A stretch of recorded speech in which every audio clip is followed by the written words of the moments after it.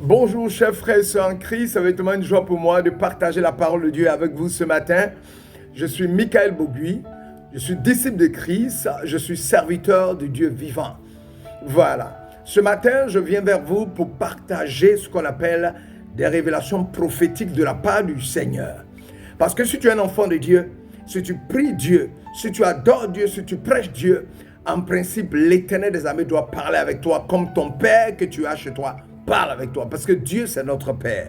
Voilà. Donc, nous allons prier. Notre Père et notre Dieu, merci pour ces révélations prophétiques éternelles-là. Étant tes mains afin que je puisse les donner.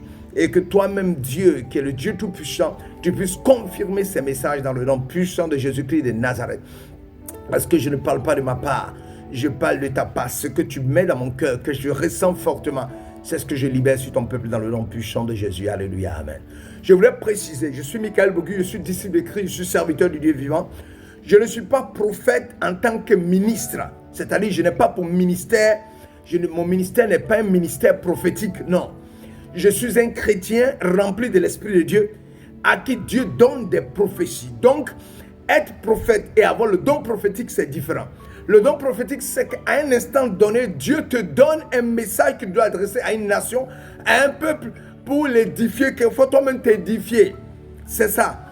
Mais je ne suis pas prophète en tant que ministère. Voilà. Parce qu'il faut clarifier les choses afin que ça ne soit pas mal interprété. Voilà. Je suis Michael Boguy, je suis serviteur du Dieu vivant.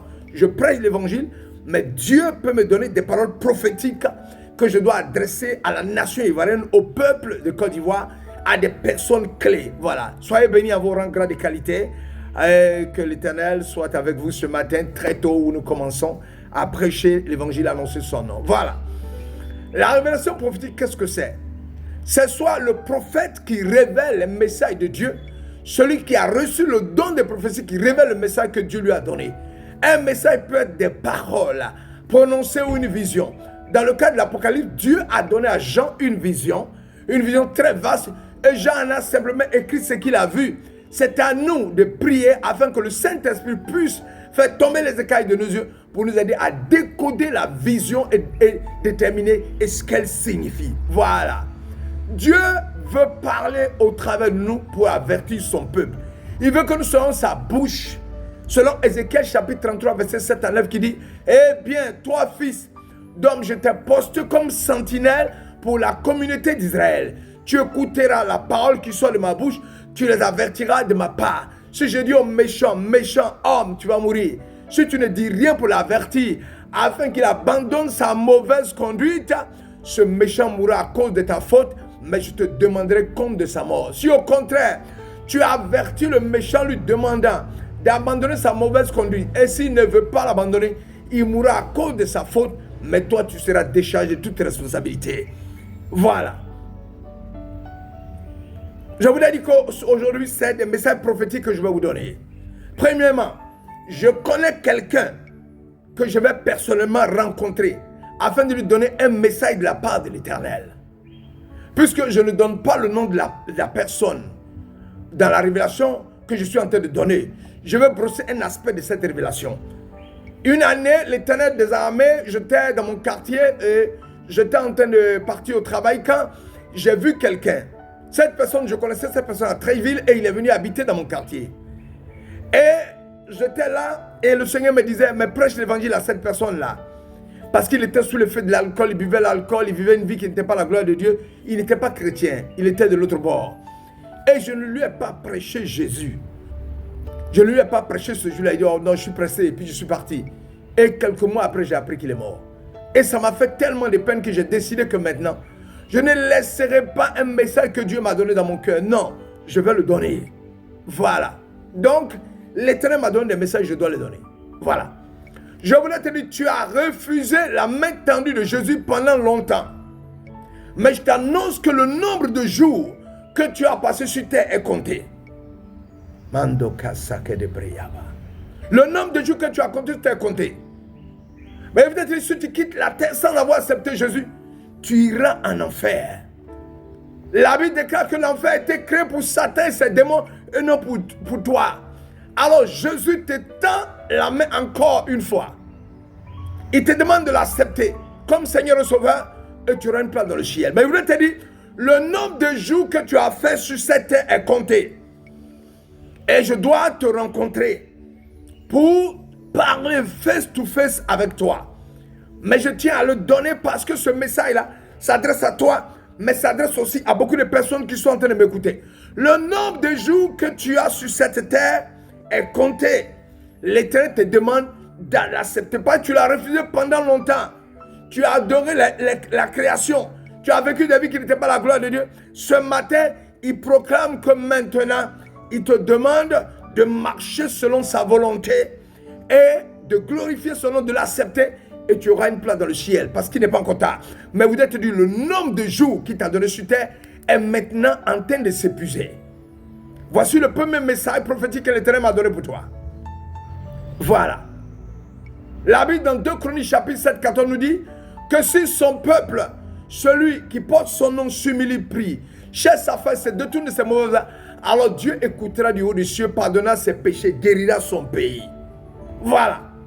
La deuxième prophétie, la révélation prophétique que Dieu me donne, je voudrais demander au peuple de Côte d'Ivoire de prier pour qu'en Côte d'Ivoire, il y ait des élections apaisées, afin que nous puissions tous adorer notre Dieu dans la paix. Je voulais te dire, s'il y a la guerre dans ce pays, tu ne pourras pas prier, tu ne pourras pas adorer ton Dieu, tu ne pourras pas lire la parole, tu seras dans le traumatisme. On a vu la souffrance qu'il y a dans cette nation. 2 semaines, on dirait que c'était 1 an. Alors le Seigneur me dit, tout foyer, toute famille, partout il y a un père et une mère, chaque soir, trouvez un temps, priez pour la Côte d'Ivoire. Chaque matin, priez pour que les élections soient apaisées. Seigneur, étant aimé cette nation, ces élections qui auront lieu, agis puissamment afin que tous les hommes politiques soient remplis de ton esprit pour qu'ils puissent faire en sorte que ces élections soient des élections apaisées, où il n'y ait pas mort d'homme, où il y ait la paix, afin que nous puissions, après ces élections, continuer à t'adorer, te louer. Que toutes les familles, que tous les foyers se mettent à la prière du matin comme le soir, jusqu'à ce qu'on finisse ces élections et qu'on passe le cap. L'Éternel me dit de vous dire, même si des hommes de Dieu ont prophétisé que les élections vont se dérouler dans la paix, il faut continuer à prier jusqu'à ce que nous arrivons et nous passons ce cap-là. L'Éternel jamais a dit à Israël qu'il Canaan où coule le lait et le miel. Mais pour arriver à Canaan où coule le lait et le miel, il y a eu beaucoup de souffrances. Mais ils y sont arrivés. L'Éternel a dit à Joseph, il lui a donné une révélation qui serait grande. Mais il est passé par beaucoup de souffrances. Donc, nous devons continuer à prier. Ça, c'est le deuxième message prophétique que l'Éternel m'a donné. Il faut que nous soyons en prière pour que ces élections se déroulent dans la paix, de façon apaisée, pour que nous puissions continuer d'adorer notre Dieu. Ça, c'est le deuxième message prophétique que l'Éternel m'a donné. Voilà. C'est vraiment crucial pour qu'on prie pour notre pays. C'est par nos prières que Dieu apportera la guérison à notre nation. C'est par nos prières qu'on verra Dieu agir dans notre situation difficile. Oui, et commençons à déclarer des bénédictions sur notre pays, en nous rappelant que tout ce qu'on lit sur terre sera lié dans les cieux. Tout ce qu'on délie sur la terre sera délié dans les cieux. Utilisons nos paroles pour bénir, pour changer les choses dans ce pays, afin que Dieu, ce beau pays que Dieu nous a confié, c'est le moment de s'humilier devant Dieu, afin de demander à notre Dieu de remplir cette nation qui est notre pays de paix. Voilà, je vais donner aussi une autre révélation prophétique que le Seigneur m'a donnée. Le quartier de Trècheville, je le traversais un jour quand l'Éternel me donnait un message. Le quartier de Trècheville est un quartier qui a été bien tracé. Je le traversais lorsque le Seigneur m'a donné un message. Dis aux habitants de Trècheville, ceux qui sont propriétaires des maisons, ils doivent associer leurs enfants afin de reconstruire toutes les maisons basses, c'est-à-dire les vieilles bâtisses. S'ils ne le font pas, des personnes nanties, c'est-à-dire des personnes qui ont les moyens, viendront racheter les maisons de façon légale. Écoutez-moi bien, de façon légale, et ils bâtiront des immeubles. Trècheville sera rempli d'immeubles. Et les anciens propriétaires n'habiteront plus ces lieux. Ou s'ils y habitent, ils devront louer ces maisons. Je reprends, le quartier de Trècheville est un quartier qui a été bien tracé. Je le traversais lorsque le Seigneur m'a donné ce message. Dis aux habitants de Trècheville, propriétaires des maisons, les autochtones, d'associer leurs enfants, de rassembler de l'argent afin de reconstruire toutes les maisons basses, les maisons de Tréville basses. S'ils ne le font pas, des personnes nantis riches viendront racheter ces maisons de façon légale et bâtiront des immeubles. Tréville sera rempli d'immeubles. Tréville sera rempli d'immeubles et les anciens propriétaires ne seront plus dans ce lieu. S'ils y sont, ils loueront des maisons. Et ils ne pourront pas gagner de l'argent sur les maisons qu'ils auront. Donc que tu sois en France, que tu sois à Washington, à New York, ton père, ta mère a une maison à Tréville.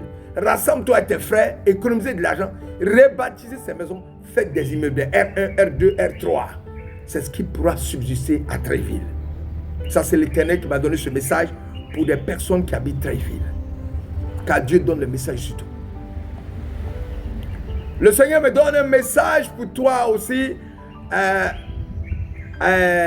Une chanteuse, Morija, voilà. L'Éternel m'a donné un message pour Morija. Morija, l'Éternel me donne un message pour toi. Avant de faire un Dieu avec qui que ce soit dans la musique, tu devras consulter l'Éternel. Avant de faire un Dieu avec qui que ce soit dans la musique, tu devras consulter l'Éternel. Le Seigneur te dira si le duo avec un tel artiste est nécessaire. Si tu pries que l'Éternel refuse, n'insiste pas. Et il y a des artistes, même dans le monde du christianisme, dans le monde évangélique, qui se proclament être de Dieu, mais qui travaillent pour le diable. Et ces personnes-là sont des briseurs de grâce.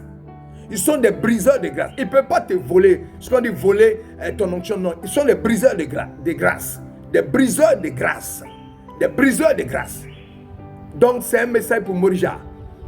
Je ne sais pas comment te joindre, donc j'ai tenu à envoyer ce message. Ne fais pas de Dieu avec tous les artistes, non. L'Éternel prie, l'Éternel doit te révéler que tel artiste, tu peux faire un Dieu avec lui. Parce qu'il y a une grâce spéciale, une onction particulière que Dieu a mis sur toi. Que l'Éternel te bénisse et que l'Éternel bénisse tous ceux qui m'ont écouté. Que la grâce de Dieu soit sur nous tous.